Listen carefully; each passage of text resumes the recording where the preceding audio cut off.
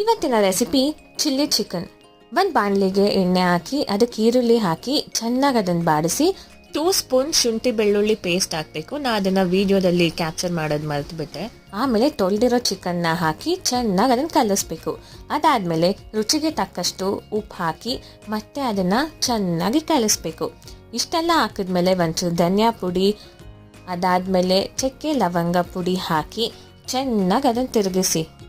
ಮತ್ತು ಒಂಚೂರು ಅನಾನಸ್ ಹೂವು ಹಾಕ್ಬಿಟ್ಟು ಅನಾನಸ್ ಹೂವಿನ ಪುಡಿ ಹಾಕಿ ಮತ್ತೆ ಅದನ್ನು ಚೆನ್ನಾಗಿ ತಿರುಗಿಸಿ.